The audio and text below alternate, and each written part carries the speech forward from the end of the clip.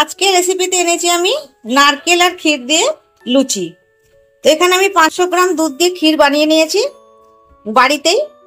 অল্প এতে চিনি দিয়ে খুব ভালোভাবে জাল দিয়ে এইভাবে আমি শুকনো শুকনো ক্ষীর বানিয়ে নিয়েছি।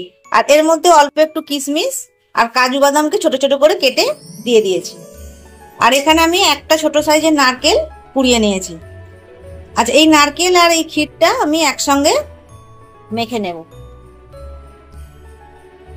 নারকেল আর ক্ষীর দিয়ে ভালোভাবে মেখে নিয়েছি।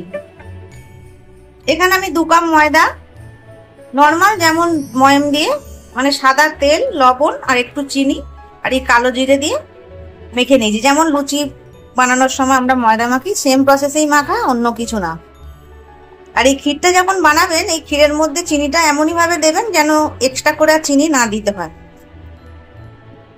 এটা থেকে যেমন লুচি বানাই তেমনই ছোট ছোট করে লেচি কেটে নেব। লেচিগুলো আমি কেটে নিয়েছি, এবার পুরটা ভরে নেব।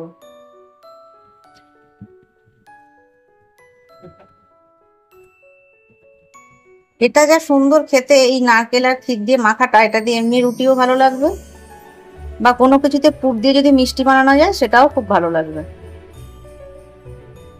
এইভাবে প্রত্যেকটা পুর আমি ভরে নেব। কয়েকটা আমি পুর দিয়েছি, সবগুলো দিইনি, কারণ এটাতে একটু রসলা তো, বেশি যদি একসঙ্গে করি বেলা যাবে। একটু তেল অবশ্যই বুলিয়ে নিতে হবে।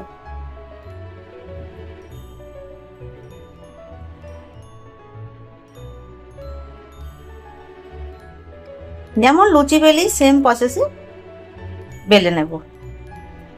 আর যখন কাজু বাদামটা দেবেন একদম কিন্তু গুঁড়ো করে, তা নাহলে কিন্তু বেলা যাবে না। আর একদম ক্ষীরটা বানানোর সময়তেই দিয়ে দেবেন, তাহলে কাজু বাদামটা নরম হয়ে যাবে।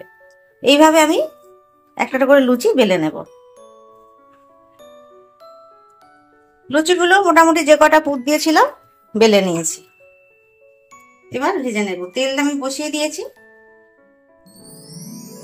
তেল গরম হয়ে গেছে।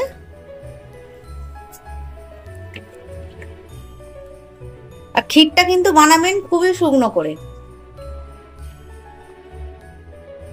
ক্ষীরটা যদি রস থাকে কিন্তু হবে না, তাহলে কিন্তু লুচিতে পুর দেওয়া যাবে।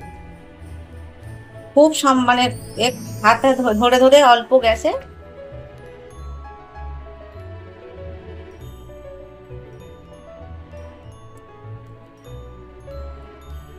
এটা একটু লাল করে ভেজে নেবো। ব্যাস হয়ে গেল। কত সুন্দর ক্ষীর আর নারকেল দিয়ে লুচিটা, খুবই টেস্টি।